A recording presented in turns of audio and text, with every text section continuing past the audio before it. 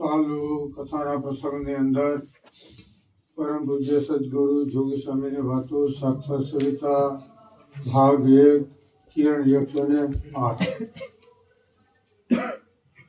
પહેલી વાત આવી નિવૃત્તિ માર્ગ અને પ્રવૃત્તિ માર્ગ. નિવૃત્તિ માર્ગ છે સરસ છે, પણ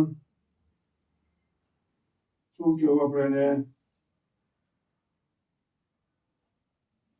ભૂસ્વર એટલે આકાશમાં ઉડે નહીં. અને પ્રવૃત્તિ માર્ગ છે એમાં ભગવાનના ભક્તનો સંબંધ છે, માટે એ નિર્ગુણ કહેવાય.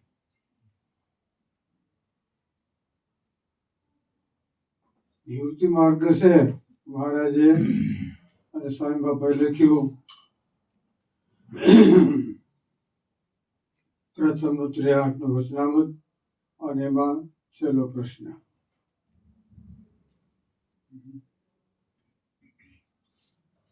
નિવૃત્તિ માર્ગ છે પણ ભગવાનના ભક્તોનો સંગ નથી તો નકામું. સ્વામી પોતાની વાત કરીને સ્વામી કે અમે રાજકોટ ગયા, પછી ઉપાસનાની વાત સમજાણી, પછી અમને ભગવાનના ભક્તોનો ભીડો સારો લાગવા મળ્યો. પેલા શું હતું? બોલો બોલો. સાંભળ્યું હોય તો બોલો નહીં.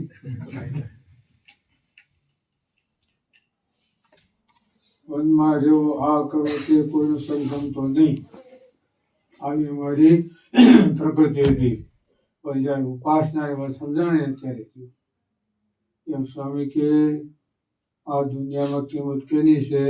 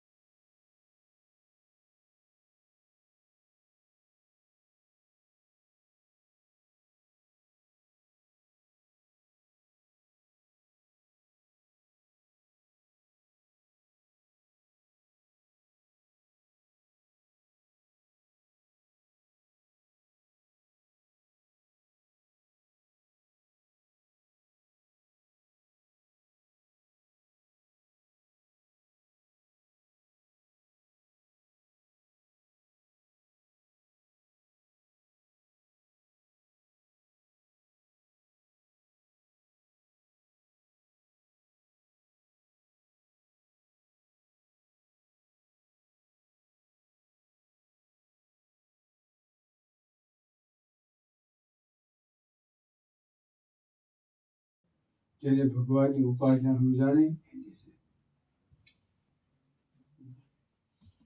એની કિંમત છે.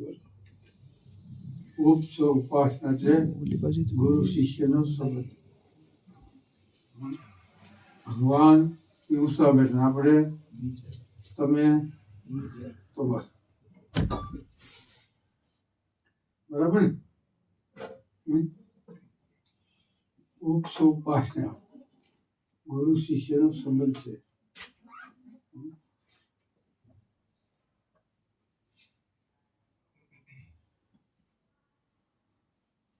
ભગવાનનો ભક્ત ભગવાન માટે જે પ્રવૃત્તિ કરે એ બધી નિવૃત્તિ છે. એને માટે કર્મ કરે તો અકર્મ છે.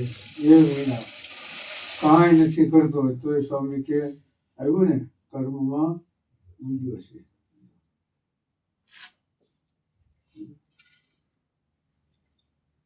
કરવાનું છે પણ આપણે સંતોષની આજ્ઞામાં રહે, આપણી મેળે કરીએ તો આપણે કહેવાય સંકલ્પ. એની વસ્તુ બીજા આજ્ઞામાં કરીએ તો આપણે કહેવાય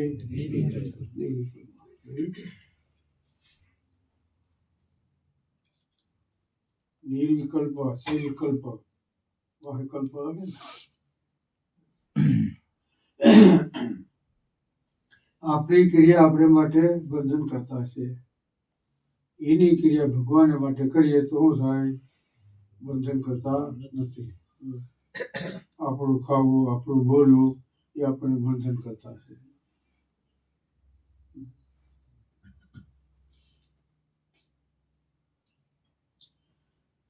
ઉપાસના છે શ્રેષ્ઠ છે, બહુ સરસ. એ ન હોય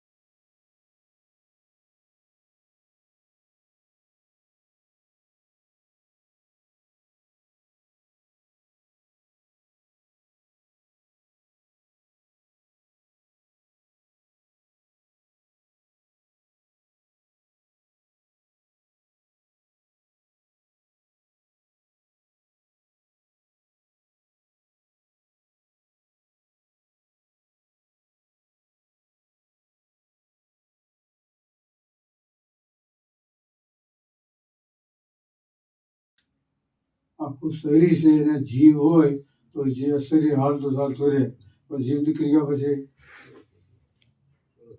તો શું કામનું?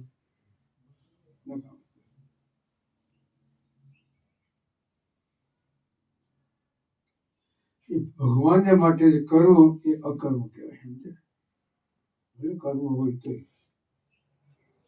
નંબર કેનો આવે? અર્જુનનો. અને મહારાજે લખ્યું, અર્જુન જેવો કોઈ દયાળુ નહીં. રામચંદ્રજી અર્જુન જેવો કોઈ દયાળુ નહીં. શ્રીમાં સીતાજી અને દ્રૌપદી જેવી કોઈ અળગાવી અને પછી ટમી ગયા. એટલે ખબર પડી મહાભારત છે નથી થયું? તમે કીધું, મેં કીધું, તો રામાયણ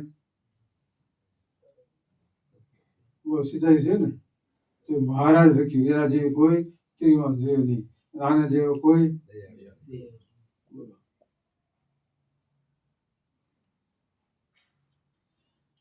સ્વામી કે ભગવાન ને ભગવાનના ભક્ત એની દ્રષ્ટિમાં આપણે આવી જાય ને તો આપણું કામ થઈ જાય.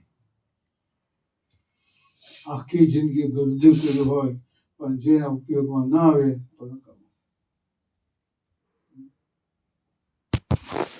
જે કર્યું કરો, અબજો રૂપિયા દાન કરે, જે કરે, એની શું મરજી છે એ જાણવીને એ પણ દેવું એ મોટામાં મોટું તપ કહેવાય. સુખ સંતર્પો રાફડો થવો નહીં. એના કરતા પોતાનું મનનું ધૈર્ય મૂકી અને ભગવાનને સંત કેમ કરવું એ શ્રેષ્ઠમાં શ્રેષ્ઠ તપ કહેવાય. આવા બધા સાધન માટે બધું આવી જાય.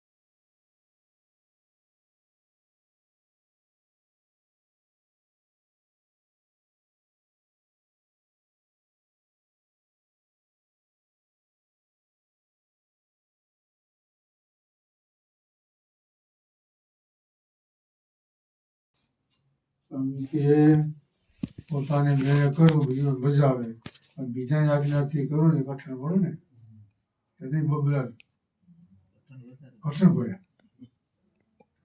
અને બોલ્યું મનને મોજ હાલતો હોય ને મજા આવે. વાહ! મન હવા જે માળા ફેરે, ગળા હવા જે ગાય, કોઈ કોઈને પૂછે નહીં, કલ્યાણ કેનું હું દિવસ મન હવારે માળા ફેરે, ગળા હવાથી ગાય, કોઈ કોઈને પૂછે નહીં, કલ્યાણ કેમ થાય? કલ્યાણ એટલે શું? પાછી વૃત્તિ. સ્વામી કે મોક્ષ ક્યાં છે? જ્યાં આપણો સ્વભાવ ટળે અને ટાળે ત્યાં. સ્વામીએ અજાબનું મંદિર કર્યું, પછી પૂરું થઈ ગયું, એક દી રોકાણ, પછી નીકળ્યા. હરિભક્તો પછી વળવા આવ્યા. તો સ્વામી કે જરૂર પડે ને અમને યાદ કરજો. આટલું આશીર્વાદ દીધા ત્યાં. નીકળી ગયા. પછી થોડા વાગ્યા ને એ હરિભક્તો સ્વામી આનો અર્થ શું?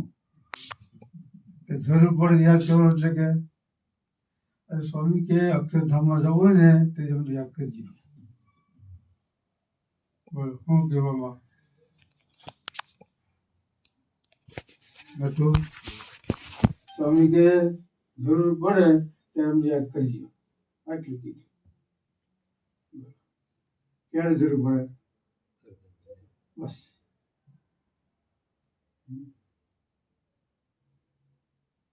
સ્વામી અક્ષરધામમાં જવું હોય ને સ્વામીને પછી સમજાવ્યું. બીજા હરિભક્તો ભેગા એને